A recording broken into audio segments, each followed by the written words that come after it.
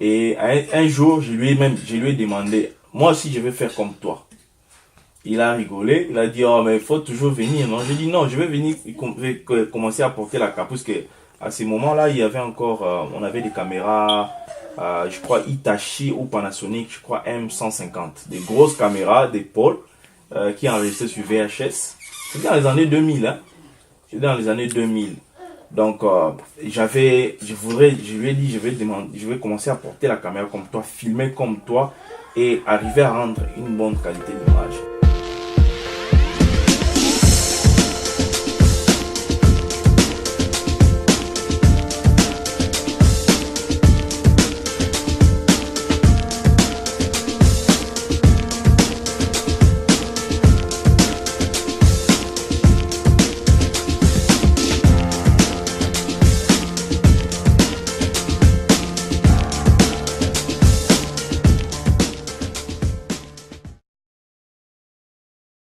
Je suis Dadi, je m'appelle Dadi Balawe, congolais d'origine. Euh, je suis né à Kinshasa, mais je vis actuellement ici aux États-Unis à Champaign, Urbana, dans l'Illinois. Ça doit faire 3 ans et demi depuis que je vis ici aux États-Unis, parce que je suis arrivé avec ma famille ici en octobre 2015. Je suis parti de l'Afrique. Je dirais la première cause, c'est l'instabilité. L'instabilité pas personnelle, puisque j'avais un travail. Je travaillais pour Search for Common Ground, c'est une ONG internationale, essentiellement basée sur les médias. Nous travaillions dans la transformation des conflits. Et j'étais le technicien vidéo de la boîte, et donc le technicien photo-vidéo de la boîte. Et donc, je gagnais pratiquement bien ma vie là-bas. Mais quand je dis instabilité, c'était beaucoup plus par rapport à comment, vous savez comment l'Afrique fonctionne. Donc, les pays n'étaient pas très stables, n'est toujours pas très stable. Donc, et moi, je fais toujours une projection de 5 ans, 10 ans, 15 ans, 20 ans de ma vie personnelle et ainsi que de ma famille. Alors, je voyais 50, 10 ans plus tard, il n'y avait pas assez de, de- des lueurs d'espoir positif pour moi personnellement et pour ma famille. Donc, je crois que c'est la première des choses qui a fait en sorte que je me décide de quitter le Congo, quitter l'Afrique pour venir vivre ici aux États-Unis. On ne doit pas faire des comparaisons. Personnellement, je pense qu'on ne peut pas comparer les États-Unis d'Amérique au Congo. Dans une certaine mesure, on peut, mais euh, ça ne sera pas, euh, permettez-moi, ça ne sera pas la même chose en fait. Parce que les États-Unis, ils ont passé beaucoup de temps pour se construire et je dirais que le système est bien mis en place. Le système est bien mis en place, c'est-à-dire toute personne vivant aux États-Unis a les droits de vivre et a les basiques, donc les basiques comme on dit, des vies, donc manger, se promener, communiquer, étudier. Donc la base de la vie, ici, le système est déjà mis en place pour que tout le monde accède à ça. Mais au Congo, dans mon pays, on n'est pas encore arrivé à ce niveau-là. Les basiques de la vie n'existent pas. Donc, c'est-à-dire ceux qui peuvent, ceux qui parviennent à vivre quand même, je ne dirais pas aisément, ceux qui peuvent quand même vivre une vie de base sont ceux qui se débrouillent, qui créent, qui mettent beaucoup d'intelligence dans leur vie pour essayer de survivre. Donc, au Congo, je dirais que les gens survivent. Donc, 70 à 80%, même 90% des gens survivent. Et ceux qui gagnent quand même leur vie pas mal, ce sont des gens qui ont des bons parapluies, ils sont très bien introduits dans les systèmes. Voilà. Donc, je peux dire qu'on ne peut pas comparer les États-Unis au Congo. Donc, le système est bien mis en place ici, tandis qu'au Congo, on est encore en train de patauger sur les moyens de vivre, la base. Donc, la base n'est pas encore là. Je dis toujours, la caméra, c'était mon passeport. C'est mon passeport. tu vois. J'ai circulé tout mon pays grâce à la caméra, puisque c'était d'abord une passion pour moi. Alors, en Afrique, j'ai circulé aussi des pays, je dirais, frontaliers où on avait du travail direct qui était attaché à là où j'ai travaillé. Donc, je suis allé pratiquement dans toutes les provinces, même dans les fins fonds du Congo, comme on dit, les Congos profonds. Je suis allé, vous pouvez avoir les images. Donc, je suis allé même au fin fond du Congo profond pour aller filmer, pour aller prendre des photos, pour aller réaliser des petits documents, des petits films, des sensibilisations, tout ça. Donc, je dirais que la caméra, c'est vraiment un passeport pour moi, quoi. Bon, avoir choisi les médias, c'était venu après. D'abord, la caméra, la photo, c'est une passion pour moi. C'était une passion pour moi. Euh, et je l'ai toujours dit, j'ai toujours été reconnaissant à un grand frère, Jefté. C'est par lui que j'ai eu cette passion. En fait, il allait filmer les mariages de nos frères. Et j'étais toujours derrière lui. J'étais son câbleur en fait. Son câbleur et son éclairagiste. Et quand il y avait des mariages, il m'informait toujours et j'allais l'aider en fait. Et derrière la caméra, tel que je les voyais filmer, et après, quand il rendait le travail, il y avait en fait la transmission des émotions enregistrées des jours de l'événement que j'ai revoyé chez les gens qui voyaient leur produit fini.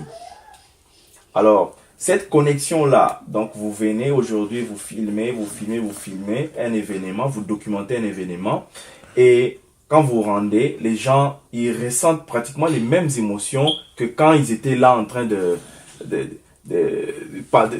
l'événement. Alors, ça a créé une passion en moi en fait. Vouloir aussi être en mesure de transmettre, de faire ça et de faire ça très bien. Et c'est là que ça a commencé. Petit à petit, il m'amenait. Alors c'est là qu'il me mettra en contact avec un vieux qui m'a donné la formation professionnelle. Il était formateur bon, aujourd'hui c'est la RTNC 2, c'était Ratelesco, à la Ratelesco. Il était formateur. Il avait ouvert un centre là sur place et c'est là où je suis allé apprendre les basiques, la base de la prise de vue professionnelle. Mais pendant tout ce temps, j'étais toujours derrière les grands frères. Quand il avait un deuil ou quand il avait un mariage, j'étais toujours derrière lui pour l'aider à filmer. Et après, on allait remettre les cassettes. Et voilà, donc c'est là où j'ai appris les bases de la prise de vue. Et puis après, voilà, j'ai commencé mon périple. Je dirais que les difficultés personnellement que j'ai connues dans ce monde des médias, c'est les médias congolais. Les médias congolais, je crois qu'il y a des lois qui régissent ces médias, mais qui ne sont pas respectées. Aussi, il y a des corporations qui ne se battent pas assez pour les techniciens des médias, qui fait que les gens qui se retrouvent derrière les caméras ne sont pas vraiment respectés et ils peinent à vivre. Donc quand tu es devant l'écran, puisqu'on te voit, tu as des gens qui viennent, qui peuvent contribuer à ta vie, donc qui te donnent l'argent, qui mettent quelque chose sur toi. Tu peux acheter une voiture, tu peux t'acheter une maison, mais les gens qui sont derrière la caméra sont oubliés. Donc c'est difficile pour ces gens-là de s'en sortir, c'est difficile pour ces gens de se construire, c'est difficile pour ces gens-là d'émerger, de devenir encore plus forts. Je ne sais pas aujourd'hui ces sphères comment ça fonctionne, mais à ces temps-là c'était vraiment difficile. Comme je vous ai dit, j'ai travaillé à B1. Après avoir travaillé avec Congo Actualité, nous avons migré vers B1. On a commencé B1 avec toute la qualité qu'on pompait. Nous étions derrière, donc nous faisions la prise des vues, le montage. J'ai quitté B1 après, parce que moi j'ai fait toujours une projection. J'ai fait toujours une projection de 2 ans, 5 ans, 10 ans. de ma vie et de ma vie des gens qui vivent avec moi. Donc, je ne voyais pas quelque chose, une lueur d'espoir en fait. Je ne me voyais pas émerger tout en restant à Biwan, personnellement. Donc, j'avais déjà mes brackets. Je savais qu'à ce moment, si je vais faire ceci, à ce moment, je vais faire ceci, à ce moment, je vais faire ceci. Et j'ai pu décrocher un poste au centre locaux, Search for Common Ground, où j'ai passé pratiquement 6 ans comme technicien vidéo. Et c'est l'expérience, je dirais, la plus, comme tu as dit, la plus curieuse. Pourquoi je dis ça?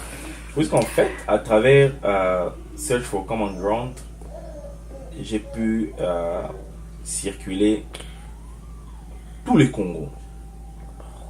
Donc, travailler à Search for Common Ground, c'était en fait, je me découvrais moi-même en tant que technicien, en tant que vidéaste, mais j'ai découvert le monde qui m'entoure, en fait, puisque j'étais tout le temps sur le terrain, j'étais tout le temps en mission.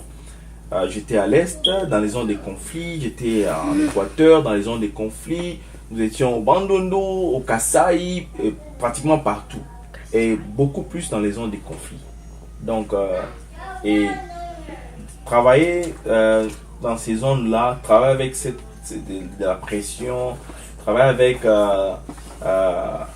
les stress du travail, produire en étant dans les zones rouges et ramener des productions de qualité et mettre ça en valeur pour que les gens apprécient et que les gens apprécient après. C'était en fait une expérience personnellement que j'ai gardée dans mon cœur. Donc c'est quelque chose qui m'a beaucoup grandi. C'est quelque chose qui m'a beaucoup fait grandir, pardon. Et c'est vraiment quelque chose que j'ai toujours gardé dans mon cœur, quoi. Cette histoire, c'est ma plus belle expérience, parce que je l'ai vécu moi-même, et avec des difficultés, avec les rires, avec les douleurs, avec les stress, avec tout ce que j'ai connu pour être ce que je suis. C'est une plus belle expérience pour moi. Mais une petite touche reviendra à quitter mon pays vers les États-Unis. C'est une autre expérience que je n'avais jamais imaginée dans ma tête, en fait. Je me souviens de la première fois que j'ai quitté Kinshasa, la première fois que j'ai voyagé, j'ai fait un long voyage, c'était le Katanga. Je suis allé au Katanga, vers Kolwezi. On a travaillé à Kolwezi, on a travaillé à TFM, à Tengefungo, mais c'était toujours avec Search for Common Ground, pardon. Donc,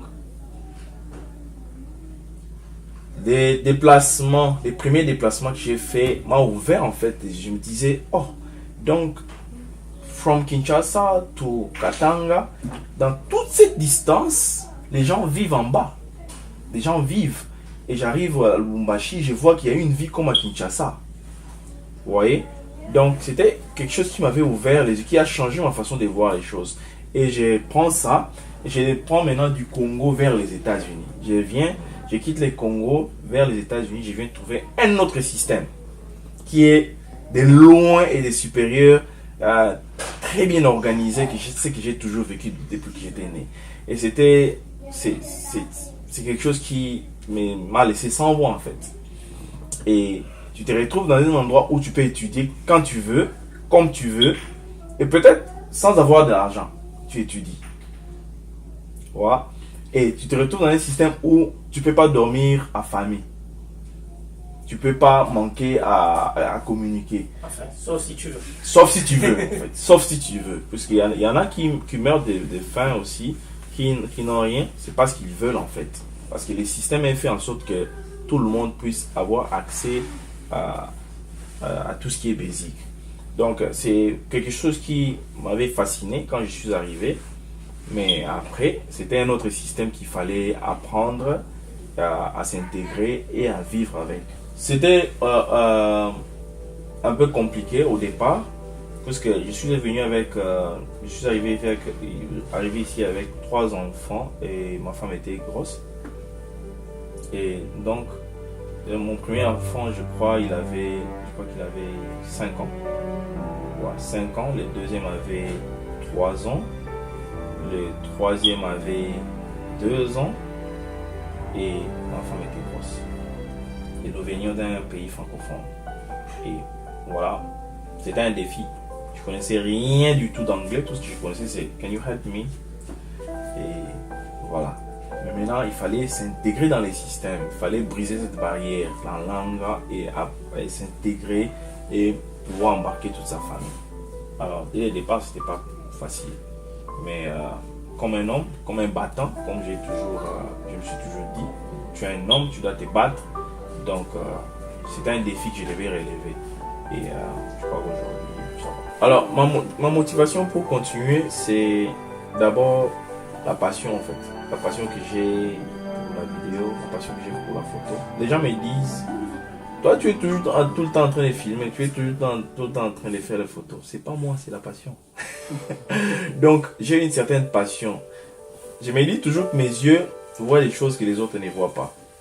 Ou mes yeux voient des détails que d'autres personnes ne voient pas. Alors, quand j'ai mon téléphone, quand j'ai ma caméra, quand je vois ces moments-là, je me dis, ces moments ici ne reviendront peut-être plus.